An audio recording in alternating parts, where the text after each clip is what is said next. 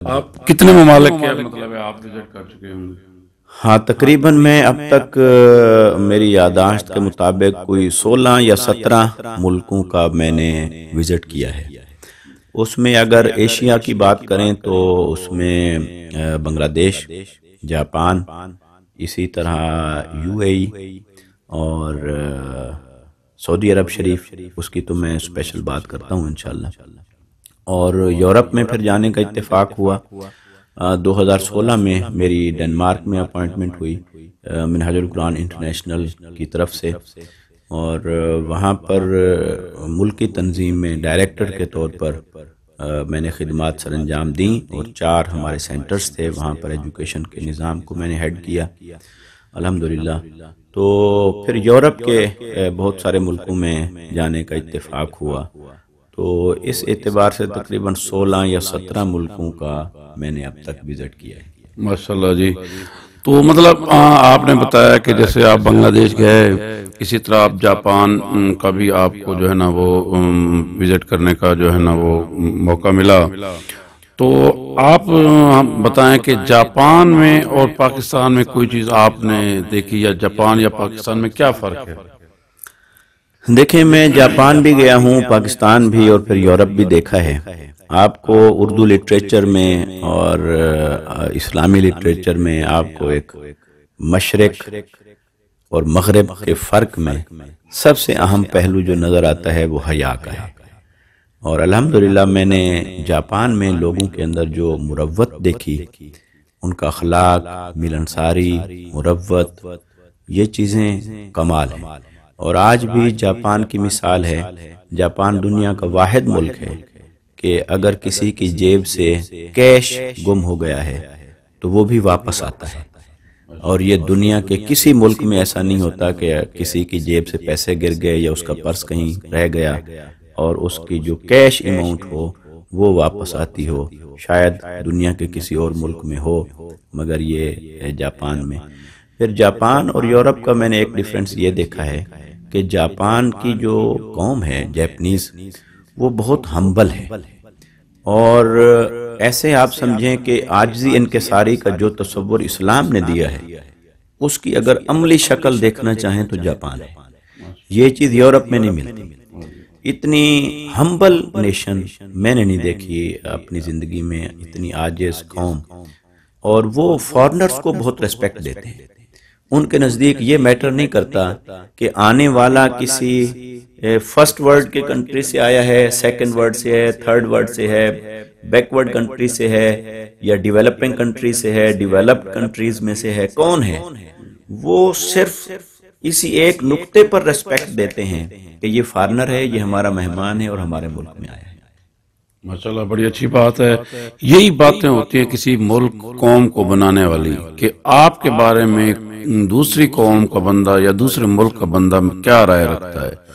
آپ اپنی رائے ہم بطور پاکستانی بھی بنا سکتے ہیں اگر ہم اچھی ریت و روایات کے ساتھ جو ہے نا وہ چلیں۔ تو اس کے علاوہ جو ہے نا وہاں جاپان کے اندر آپ کی خدمات کیا رہی؟ جاپان میں ہمارے سینٹرز تھے، ایک ہمارا سینٹر تھا اباراکی میں، اور ایک سینٹر ہمارا تھا نگویا سٹی میں۔ تو نگویا سٹی میں جو سینٹر تھا وہاں پر میری خدمات تھیں، اور وہ ایک تو یہ ذمہ داری تھی کہ جمعہ کا خطاب میں وہاں پر کرتا تھا، پھر گاہے بگاہے اور ہم نے کچھ محافل رکھی، کچھ دروس قرآن رکھے، اور وہاں جو کمیونٹی ہے اس کمیونٹی کی دینی رہنمائی کے لیے جو کچھ سرگرمیاں وہاں ہو سکتی تھیں تو وہ الحمدللہ ان کو کنڈکٹ کرتے رہے۔ ماشاءاللہ، زبردست۔ اچھا، میں نے شروع میں انٹرو میں بتایا تھا کہ آپ جو ہے نا جب کراچی میں آپ کی تعیناتی تھی، یا جب بھی آپ اب بھی آپ کراچی میں ہوتے ہیں، انشاءاللہ آگے ہم دوستوں کو بتائیں گے، تو آپ مختلف قومی چینلز پہ باقاعدہ پروگرام کرتے ہیں، اور باقاعدہ آپ نے اپنا نام پیدا کیا ہے۔ تو اب تک آپ کون کون سے قومی چینلز کے اوپر پروگرام کر چکے ہیں یا کر رہے ہیں، اور کر رہے ہیں تو کتنے پروگرام آپ کر رہے ہیں؟ بہت شکریہ۔ میرا سب سے پہلا جو میڈیا کا انٹریکشن ہوا وہ کیو ٹی وی سے ہوا۔ کیو ٹی وی کا ایک پروگرام چلتا تھا تفسیر قرآن کا، روشنی کے نام سے، اور یہ میں 2009 کی بات کر رہا ہوں۔ تو وہ 2009 سے میرا کیو ٹی وی پہ فرسٹ میری انٹری ہوئی. اس کے بعد پھر اے آر وائی ڈیجیٹل پر، اور اس کے بعد رمضان المبارک کا جب مہینہ آیا تو میں نے ڈان نیوز کے اوپر 2 سال تک اس کی رمضان ٹرانسمیشن کی ہیں، مکمل نشریات ڈان نیوز پر. پھر 1 سال میں نے ایکسپریس نیوز پر افطار کی ٹرانسمیشن کی. اس کے علاوہ سما چینل پہ، اور اب لیٹسٹ یہ ہے کہ 92 چینل پہ میرا اکثر میرے پروگرامز ٹاک شوز آتے رہتے ہیں، کیو ٹی وی پہ آتے رہتے ہیں. باقی بھی مختلف چینلز کے اوپر گاہے بگاہے رہتی ہے انٹری، جیسے میٹرو 1 ہے، جی ٹی وی ہے، اور سما اور ایکسپریس ہو گئے. تو ان مختلف چینلز کے اوپر. اور ایک قومی اخبار میں آپ بطور ہفتہ وار ایک کالم بھی لکھتے ہیں. جی، وہ میری جب ملاقات ہوئی یہ 92 چینل کے جو اونرز ہیں محترم میاں حنیف صاحب، اللہ تعالیٰ انہیں ان کی توفیقات میں، عمر میں اور برکت فرمائے، ان سے میری ملاقات ہوئی اور کافی تفصیلی ملاقات ہوئی. تو انہوں نے مجھے یہ کہا کہ ان کا جو اخبار ہے 92 اس میں بھی دینی مسائل کا ایک کالم ہونا چاہیے ویکلی. تو پھر یہ اتفاق ایسا ہے کہ ان کے ساتھ انہی نشست میں بیٹھ کر اس کا ٹائٹل سجیسٹ ہوا. انہوں نے سجیسٹ کیا کہ اس کا عنوان ہونا چاہیے گھر گھر کے مسائل. تو وہ الحمدللہ ہر جمعہ کو 92 میں یہ میرا آرٹیکل آتا ہے، گھر گھر کے مسائل. اور یہ بھی میری یعنی نیشنل سطح کے جو اخبارات ہیں اس میں میرا سیریز کے اندر یہ پہلا آرٹیکل ہے جو آ رہا ہے. ماشاءاللہ، اللہ تعالیٰ آپ کو مزید ترقی دے. اور دوست جو رہنمائی لینا چاہیں اور ان سے مزید جو ہے نا مذہبی حوالے سے یا روزمرہ کے مسائل کے حوالے سے اگر وہ معلومات لینا چاہیں تو مفتی صاحب کا ایک اپنا چینل بھی ہے تو جو وہ رن کر رہے ہیں، ماشاءاللہ بہت اچھا جا رہا ہے. تو مفتی صاحب ذرا اپنے چینل کے بارے میں بتانا چاہیں گے کہ وہاں کون کس قسم کا کنٹینٹس ہے اور کیا کیا وہاں لوگ حاصل کر سکتے ہیں؟ دیکھیں، میرا جو یوٹیوب چینل ہے مفتی ارشاد حسین سعیدی کے نام سے ہی ہے، اور اس پہ ابھی تک تو میرے مختلف خطابات ہیں وہ اپلوڈ ہوتے ہیں. جمعہ کا میرا خطاب اس پہ اپلوڈ ہوتا ہے ریگولرلی. اس کے علاوہ مختلف دینی موضوعات کے اوپر یہ ٹاپکس میرے جاری رہتے ہیں اس کے اوپر. دوست وہاں سے رہنمائی لے سکتے ہیں جو بھی جو ہے نا. بندہ رونا پہ نا. جی تو سر اس کے بعد آپ جو ہے نا باقاعدہ کافی عرصہ جو ہے نا وہ یورپ میں رہے. تو یورپ آپ کب گئے اور کس ملک میں آپ نے خدمات انجام دیں اور کیا خدمات وہاں آپ نے ادارے کی طرف سے انجام دی؟ 2016 میں میری اپوائنٹمنٹ ہوئی منہاج القرآن انٹرنیشنل ڈنمارک کے لیے. وہاں میں گیا الحمدللہ، اور کم و بیش میں نے 5 سال وہاں پر گزارے. میری جو خدمات کی نوعیت رہی وہ تو ایک بحیثیت دین کے خادم کے ملک کی تنظیم کے اندر میرے پاس ڈائریکٹرشپ کی ذمہ داری تھی، اور اس ملک کی تنظیم کے تحت جو مختلف شعبہ جات کام کر رہے ہیں اس میں سے ایک شعبہ ہے نظامت تعلیمات. تو ایجوکیشن کے شعبے میں اور تعلیمات کے شعبے میں میں اس کو ہیڈ کرتا تھا. ہمارے ڈنمارک میں 4 مراکز ہیں منہاج القرآن کے، اور ان 4 مراکز پر تقریباً اب کووڈ کی وجہ سے تھوڑی تعداد کم ہوئی ہے، ورنہ 600 سے زیادہ اسٹوڈنٹس ہمارے پاس وہاں پڑھتے ہیں. قرآن مجید میں ناظرہ، حفظ، پھر دینی تعلیم، اور جو اسپیسیفکلی میری ٹیچنگ تھی وہ درس نظامی کلاس کو تھی. وہاں پر الشہادۃ الثانویہ اور الشہادۃ العالیہ کی کلاس چل رہی تھی. تو الحمدللہ وہ میری تدریس بھی رہی ان کے لیے. اور پھر کمیونٹی کے جو مسائل ہوتے ہیں، دینی مسائل، وہ بھی لوگ پوچھتے تھے، کوئی فتویٰ لینے کے لیے، کوئی مسئلہ پوچھنے کے لیے. گیٹ ٹوگیدرز میں خطابات بھی کرنے ہوتے تھے. جمعہ کا خطاب بھی اسی سلسلے میں میرا ہمارے مرکز پر ہوتا تھا، جو ہمارا ہیڈ آفس تھا کوپن ہیگن میں۔ تو اس طرح یعنی دینی، تعلیمی اور تدریسی نوعیت کی یہ ساری ہمہ جہت ذمہ داریاں تھیں جو میں نے ڈنمارک میں ادا کی۔ تو آپ کو وہاں ڈنمارک سے پھر موقع ملا یورپ کے مختلف ممالک میں جانے کا، اور آپ وہاں سے کن کن ممالک میں گئے؟ چونکہ یورپ جو ہے انہوں نے یورپین یونین کے تحت جتنے ملک ہیں وہ ویزا فری انٹری ہے ان کی، اس وجہ سے پھر مجھے یورپ کے دیگر ملکوں میں جانے کا اتفاق ہوا۔ اور چونکہ منہاج القرآن انٹرنیشنل کا نیٹ ورک مراکز وہ بھی ہر جگہ ہیں، تو پھر وہ تنظیمات اور ہمارے رفقا وہ ہمیں بلاتے تھے۔ تو مجھے ڈنمارک سے مجھے یاد ہے کہ سب سے پہلے جو میرا وزٹ ہوا وہ میں گیا تھا اٹلی کے شہر بریشیا میں، وہاں کانفرنس تھی، وہاں میں گیا۔ اس کے بعد جو میرے وزٹ رہے مختلف، اس میں اسکینڈینیویا کے اندر ناروے ہے، سویڈن ہے، ان دو ملکوں میں میرے وزٹ رہے، ایک نہیں کئی بار ہوا۔ اور پھر Germany, Austria, Holland, France, Spain, یونان، اٹلی، اور اس طرح کافی سارے ملکوں میں یورپ میں بھی جانے کا اتفاق ہوا۔ ویسے تو سارے ملک اچھے ہیں، لیکن ہم بطور پاکستانی ہماری وہ کہتے ہیں نا کہ ایک رہتی ہے ہمیشہ، تو آپ ان سب ملکوں میں سے سب سے زیادہ آپ کو کون سا ملک پسند آیا؟ دیکھیں یورپ جو ہے نا وہ اپنی سیر کے لیے جن ملکوں کا انتخاب کرتا ہے وہ یونان ہے، اٹلی ہے یا اسپین ہے، کیونکہ اس کے موسم قدرے اچھے ہوتے ہیں۔ اور میرا بھی وہاں جانے کا اتفاق ہوا، الحمدللہ اچھے ملک ہیں اور اچھا ماحول ہے۔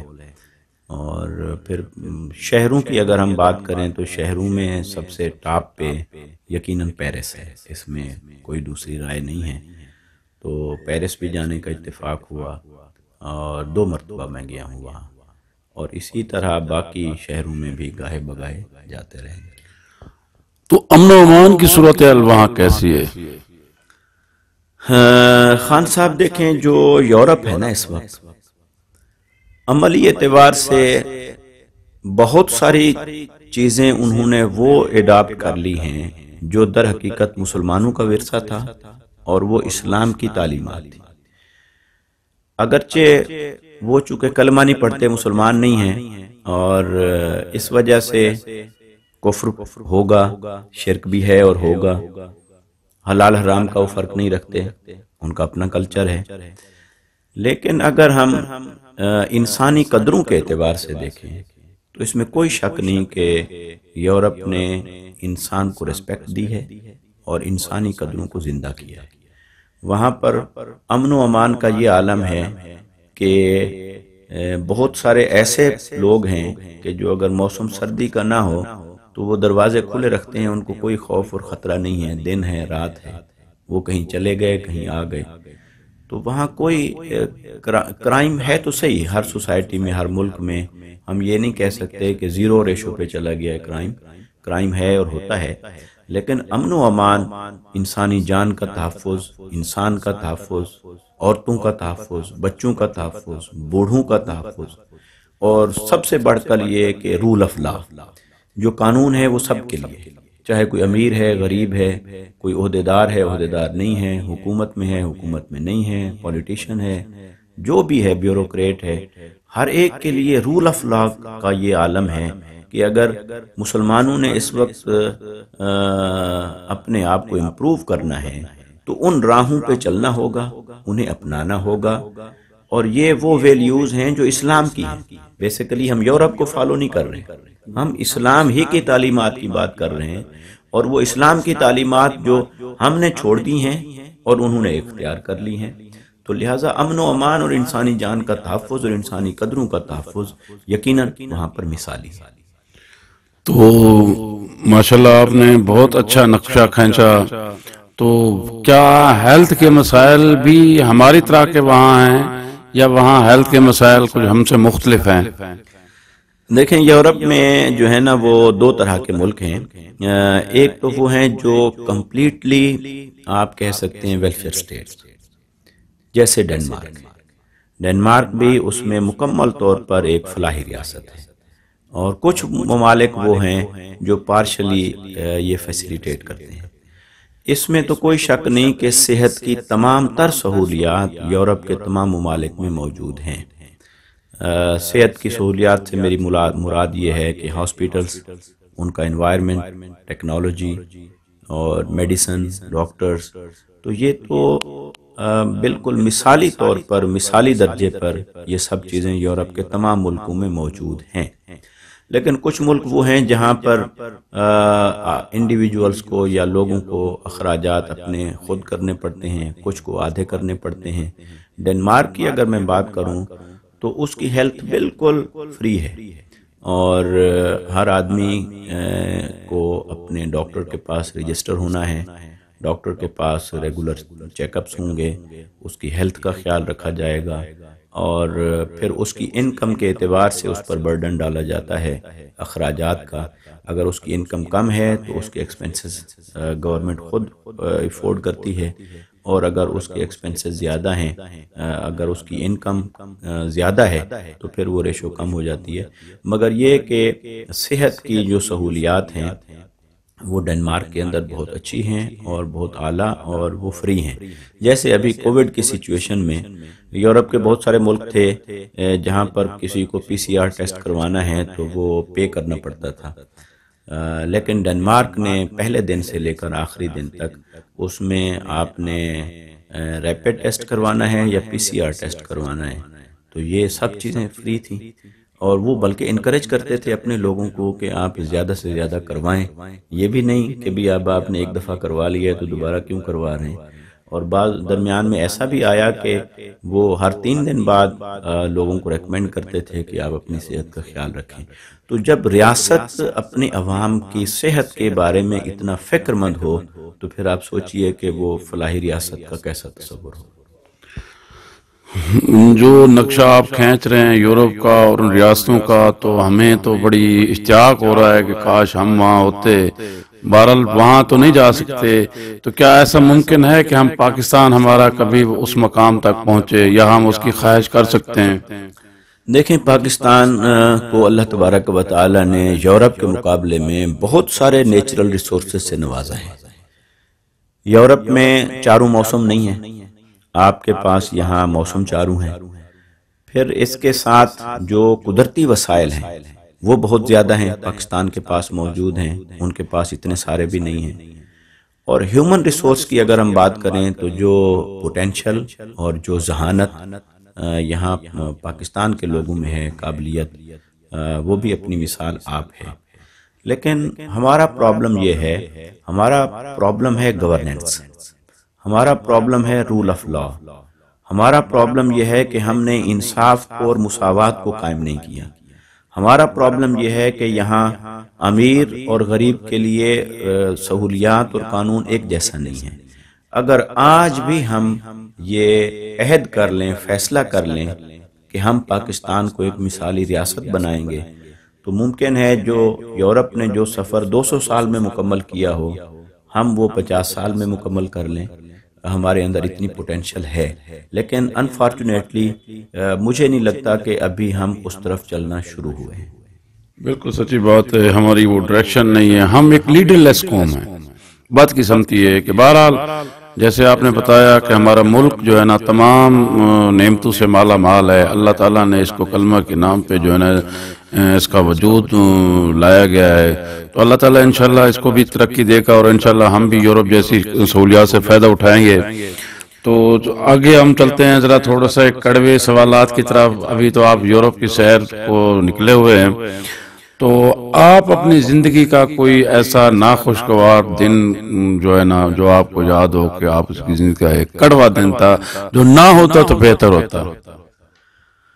ہاں دیکھیں، ہر انسان کی زندگی میں اچھے دن بھی ہوتے ہیں اور مشکل دن بھی ہوتے ہیں.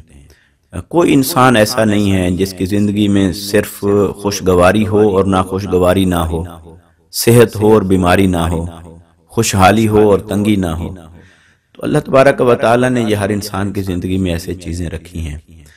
میں اگر اپنی فیملی لائف کو اور اپنی پرسنل لائف کو دیکھوں تو میں سمجھتا ہوں دو حادثے ایسے گزرے ہیں میرے ساتھ کہ ایک یہ کہ ہمارے گھر میں یہاں جہاں ہم بیٹھے ہیں تو یہاں ڈکیتی کی واردات ہو گئی، گن پوائنٹ پر کچھ لوگ گھس آئے، اور اگرچہ ہم نے پھر نہ صرف ان کو آئیڈینٹیفائی کیا بلکہ ہم نے فائٹ کیا، اور بہت سارا پولیٹیکل پریشر بھی تھا مقامی طور پر، جیسے جاگیردارانہ نظام ہے یہاں، اس کے باوجود اللہ کی توفیق سے ہم کھڑے ہوئے اور ہم نے انہیں کیفر کردار تک پہنچایا۔ مگر یہ کہ وہ ایک ناخوشگوار واقعہ تھا میری فیملی لائف میں۔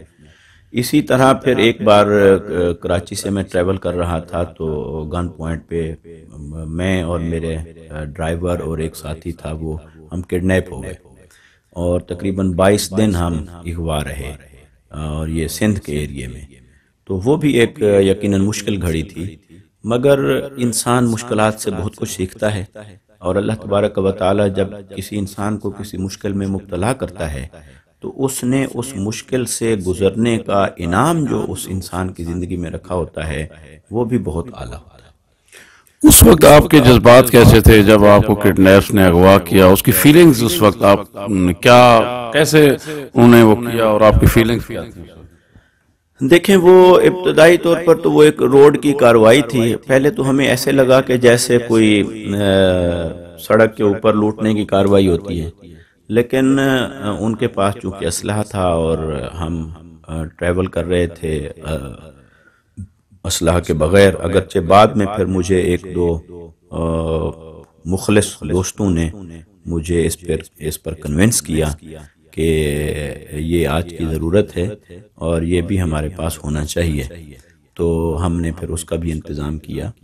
مگر یہ کہ وہ ابتدائی طور پر تو بہت مشکل وقت تھا صاحب زیرے مشکل۔ اگر انسان کو مشکل لگے ہی نہ، یا کوئی انسان کہے کہ وہ مشکل تھی لیکن مجھے مشکل لگی ہی نہیں، تو پھر تو وہ اللہ نے امتحان ہی نہ لیا۔ مشکل تو مشکل ہوتی ہے۔ تو میرے وہ 4-5 دن جو ابتدائی تھے ہمارے، وہ بہت کشمکش میں گزرے۔ یقیناً اپنی بھی فکر تھی، مگر یہ کہ اپنے سے زیادہ فیملی کی فکر تھی کہ میں اپنے فیملی کو، یہ میں آگے پوچھنے والا تھا کہ آپ کے دن وہاں کیسے گزرے؟ جی، تو وہ 4-5 دن ابتدائی مشکل تھے، مگر پھر ریلیکس ہو گئے، پھر ایک اطمینان قلب بھی ہو گیا، اور پھر ایک روحانی بشارت بھی ہوئی، اور اللہ تبارک و تعالی نے پھر ہماری وہاں پر غیبی مدد کی، اور اس غیبی مدد کے نتیجے میں پھر ہم وہاں سے بازیاب ہوئے۔ ان کا رویہ کیسا تھا آپ کے ساتھ؟ دیکھیں، یہ جو بڑی ایک دلچسپ بھی بات ہے اور افسوسناک بھی ہے، اور یہ ہمارے سسٹم کی عکاسی کرتی ہے۔ یہ جو پورا ایک واردات ہے، اس کے ان کے نزدیک 3 قسم کے لوگ ہوتے ہیں۔ ایک وہ جو سڑک کی کارروائی کرتے ہیں، وہ سفید پوش لوگ ہیں جو موو کر سکتے ہیں، ٹریول کر سکتے ہیں، جن کا کوئی کرمنل ریکارڈ نہیں ہے۔ وہ کسی بندے کو کڈنیپ کرتے ہیں، پھر وہ کسی کے حوالے کرتے ہیں۔ تو جن کے حوالے کرتے ہیں عام طور پر وہ مفرور ہوتے ہیں، وہ ریموٹ ایریاز کے اندر رہنے والے لوگ ہوتے ہیں، اور پھر وہ جو لین دین کرتے ہیں وہ ایک پھر اور لوگ ہوتے ہیں، سفید پوش معززین ہوتے ہیں، وہ معززین ہوتے ہیں، اور وہ یعنی قوم کے رہنمایان بھی ہو سکتے ہیں بدقسمتی سے۔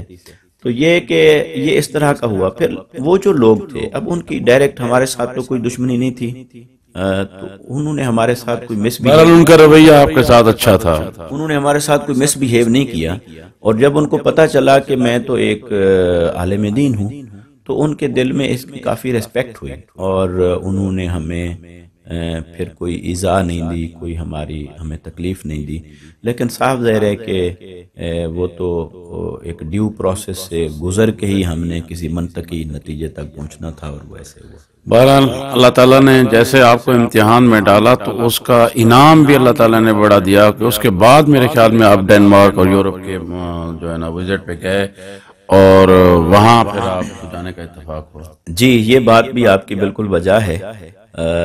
جب میں کڈنیپ ہو گیا تھا تو حضور شیخ الاسلام ڈاکٹر محمد طاہر القادری مقدس سر العالی، انہوں نے اس کو بڑا دل سے فیل کیا، اور انہوں نے اس کے لیے بہت ایفرٹ کی۔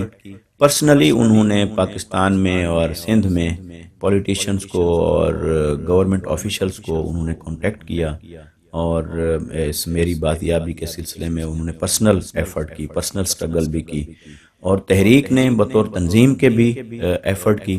کراچی کے ہمارے جتنے تحریک کے قائدین تھے وہ، اور لاہور کے ایک ٹیم بنی، اس کی انویسٹیگیشن ہوئی، اس کے اوپر بہت کام ہوا، اور مجھے بھی یہ ریئلائز ہوا کہ مجھ جیسے ایک ناچیز کے لیے ہمارا جو تنظیمی نیٹ ورک ہے وہ اس قدر ایکٹیو ہوا اس کے لیے، اور وہ بھی ہوا۔ لیکن الحمدللہ جب ہم بازیاب ہوئے تو شیخ الاسلام ڈاکٹر محمد طاہر القادری مقدس سر العالی نے میرے گھر ٹیلی فون پہ بات کی، میرے والد صاحب سے ان کی بات ہوئی۔ تو وہ میں جب بازیاب ہو گیا اور مجھے انہوں نے جب یہاں سے میری اپوائنٹمنٹ کی ڈنمارک میں، تو اس وقت انہوں نے مجھے فرمایا کہ یہ میں نے اس وقت ہی دل میں ارادہ کر لیا تھا، اور بلکہ شاید انہوں نے میرے والد صاحب سے اس طرح کی بات بھی کی تھی کہ چلو کچھ عرصہ ان کو ہم باہر بھیجیں گے۔ تو پھر وہ کچھ ٹائم میں نے باہر بھی گزارا، تو یقیناً قرآن مجید نے ارشاد فرمایا اِنَّ مَعَ الْعُسْرِ يُسْرًا، اِنَّ مَعَ الْعُسْرِ يُسْرًا، ہر تنگی کے بعد آسانی ہے، تنگی کے بعد آسانی ہے۔ تو اللہ تعالیٰ امتحان اور آزمائش سے گزار کر انسان کو بہت کچھ عطا فرماتا ہے، لیکن پھر بھی سنت اور حدیث بھی یہی ہے کہ مشکلات سے پناہ تو مانگنی چاہیے، کیونکہ معلوم نہیں کہ آپ استقامت پر رہ سکیں گے یا نہیں۔